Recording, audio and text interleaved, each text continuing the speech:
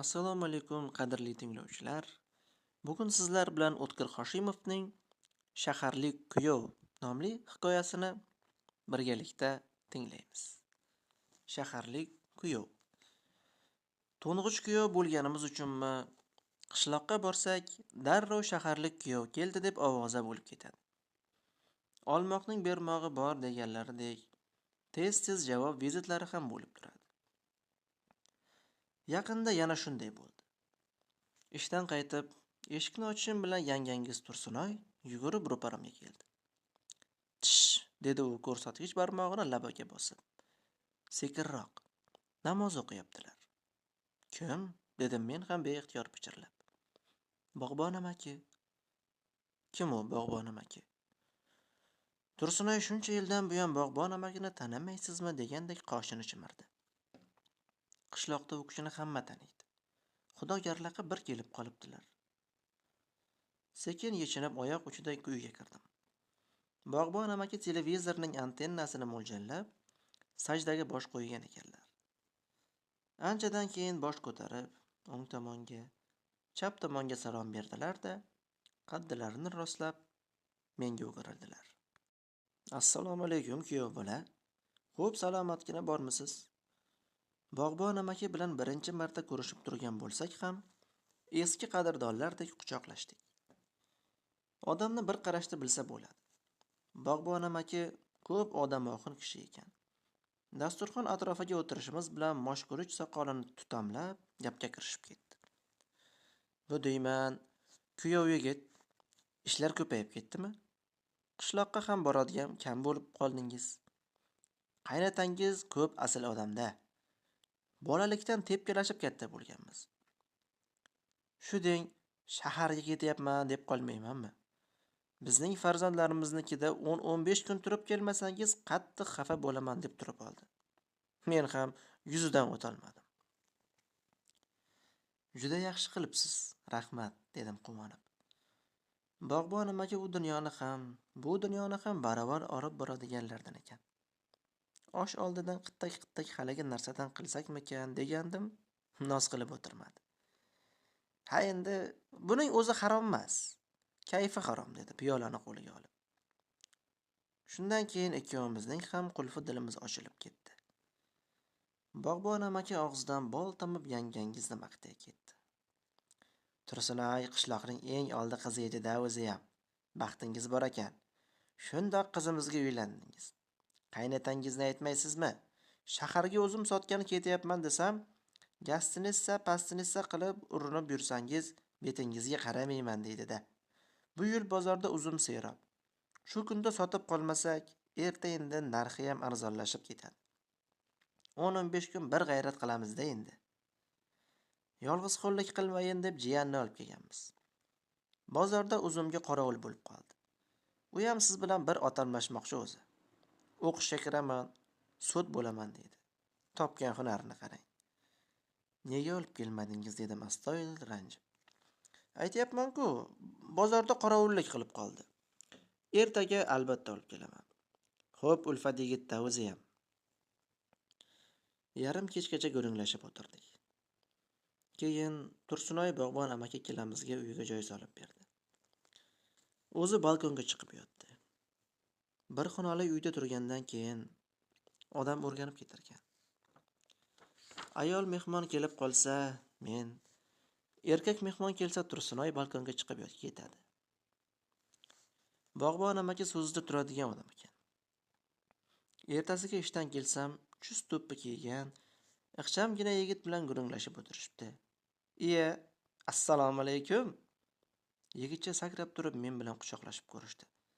"Sog'-salomat yuribsizmi, pochchajon? Eshik ellar tinchmi, pochchajon?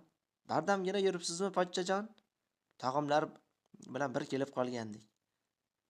U Bog'bon amakiga ishora qildi. "Pochchang bilan otamlashmasang bo'lmaydi" deb turib oldilar. Tursunoy opamizning xo'jayinlari bilan tanishaman u, quvonmaymanmi deb yugurib keldim. Mening bozor o'chariga tobim yo'q. Asli bu yerga o'qishga kirish uchun kelganman. Bir yordamlashib yuridiskiyaga joylab qo'ymasangiz bo'lmaydi, pochchajon. Hozir tanish bilishsiz ish bitmaydi. Bilasizmi? O'qishga kirish qiyin dedim ming'illab. Meni tanishlarim yo'q. Bog'bon amakining qulog'ida lokator bor ekanmi? Ming'illab aytgan gapimni ham darrov eshita qoldi. Ashnaqa demasinlar-da, kuyov. Siz ham sud tayyorlaydigan institutda ishlaysizmi axir? Amakijon, men domla emas. Aspirantman dedim tushuntirib. Aspirantmi, bir joyda ishlagandan keyin baribir emasmi? Bog'bon amaki astoydil ajablandi. Men ham bog'ga suv taragan suvchiga 5-10 yashak uzum beramanmi? Bu ham shunga o'xshagan narsa-da. Institut ham o'zlariga dehqonchilik. Nima deyishimni bilmay turgan edim. Oshxona tomondan Tursunoyning yo'talgani eshitildi. Bunaqa adresli yo'tallarning ma'nosini yaxshi bilib qo'yganman. Meni chaqiryapti. Darrov oldiga chiqdim. Go'rni unaqa deysizmi? Dedi pichirlab. O'zini olib qochyapti deb o'ylamaydimi? Nima qilay? Rostini aytyapman-da. Qishloqdagilar sizni butun shaharni yotqizib turg'izadigan odam deb o'ylashadi. Bir gap qilarmiz deb qo'ya qoling. Undan keyin Tursunoy ovozini yana ham pasaytirdi. Ana u sapochka o'lgurni olmasam bo'lar ekan. Uyda bir tiyin pul qolmabdi. Mehmonlar yana 10-15 kun otib turadiganga o'xshaydi.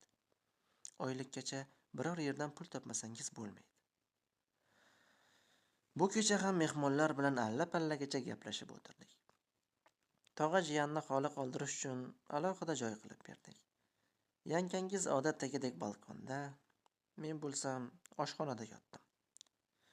Oshxonaga o'rnashib qolgan piyozdog' hidi ko'nglimni biroz behuzur qilganini hisobga olmaganda juda yaxshi uxladim. Ertalab qo'ng'iroq tovushidan uyg'onib ketdim. Shosha-pisha yo'lakka chiqsam, Tursunoy chaqqonlik qilib allaqachon eshik oldiga borib olibdi. U eshikni ochdi-yu atlas ko'ylak kiygan, sochini maydalab o'rgan ayolni ko'rib qichqirib yubordi. "Voy, Adol, o'zingmisan?" Ikkovlari bir-birining quchog'iga otilishdi. Cho'pillatib o'pishishdi. "Bu mening dugonam, Adolat", dedi Tursunoy intikib. "Bolalikdan birga o'sganmiz."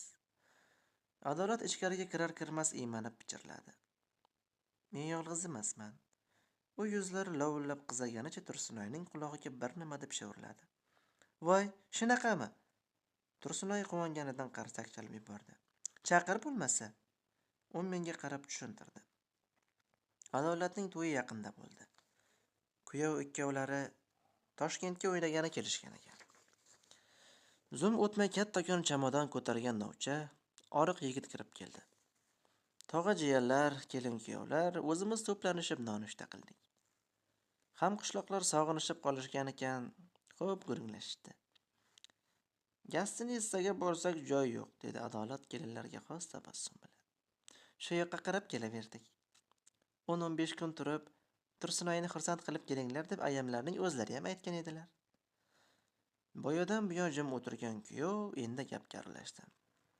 "To'yga bormadinglar-da", dedi u gavdasiga yarashgan ingichka tovushda. Gapirganida uchli baqbaqasi likillab turar ekan. Endi payqadim. Bizni to'yga aytmovdiringlar shekilli degim keldi-yu, tag'in o'ylab qoldim. Kim bilsin, balki Tursunoyga xat-pat yuborishgan-u, men bexabar qolgandirman. "Men Toshkentga 3 yil oldin kelganman. Juda o'zgarib ketibdi", dedi kuyov yana baqbaqasini likillatib. "Bu kishining o'zlari sizlarga shaharni tomosha qildilar. Yangangiz menga emo qildi. Shunaqa paytda o'ynab qolmasanglar, keyin vaqt topilmaydi." "Biz ham shuni o'ylab turgandik", kuyov tasdiqlab bosh silkidi.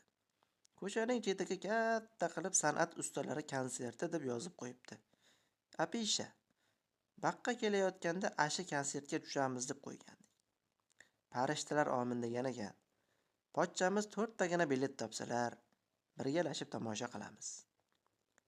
Nonushtadan keyin Tursunoy bilan yo'lakka chiqib maslahatlashdik. "Endi bundoq qilamiz. Ishxonadagi o'rtoqlardan qarz ko'tarib turaman. Joy masalasini bunday taqsimlaymiz. Kelin kuyovga ichkariga joy qilib berasan. Yosh narsalar ekan, bir-biridan ajratish yaxshi emas. Bog'bon amaki balkonda, jiyan oshxonada yota qolsin. O'zing bir amallab kavshandozga joylasharsan. Men kechqurun mehmonlar bilan o'tirishib bo'lgandan keyin ishxonamga borib yota qolaman. Ishimiz 2 smenalik deb bahona qilaman. Mayli, dedi Tursunoy pichirlab. Faqat tezroq pul topmasangiz bo'lmaydi. Aksiga olib, ko'k choy ham qolmabdi. Pulni olgandan keyin qaysi bozorga borsam ekan degan o'y bilan zinadan tushib ketayotgandim. Biroz xirrillagan ovoz eshitildi. Assalomu alaykum, kuyov to'ra. Cho'chib boshimni ko'tardim. Ro'paramda yuzlari oftobda qoraygan, chayir gavdali, qo'sh belbog' bog'lagan kishi turardi. Pastdan esa 5-6 yoshlardagi bolasini yetaklagan semiz xotin harsillab chiqib kelardi. Notanish kishi ko'rishish uchun quchoq ochgandi, qo'limni cho'zib qo'ya qoldi. Tanimadilar shekilli kuyov, dedi u ranjib. Qishloqqa borganlarda ham suhbat bo'lgandik, qarta o'ynagandik. Pirra, ammo o'zlari pirraning ho'p qaddisini olgan ekanlar. Qatorasiga 7 marta qoldirgandingiz. Kelaveringlar, dedim damim ichimga tushib, bemalol. O'zlariga yo'l bo'lsin, dedi pirrachi. Men ko'chib ketyapman. Aspirantlar uyiga. Shunday dedim-u, 3 ta zinani bitta qilib sakrab pastga tushdim-da, ko'chaga otildim. Azizlar, hikoyamiz o'z nihoyasiga yetdi. Hamma tegishli xulosa oldi degan umiddaman. Keyingi hikoyani albatta siz tanlaysiz. Obuna bo'ling, like bosiz, esingizdan chiqmasin.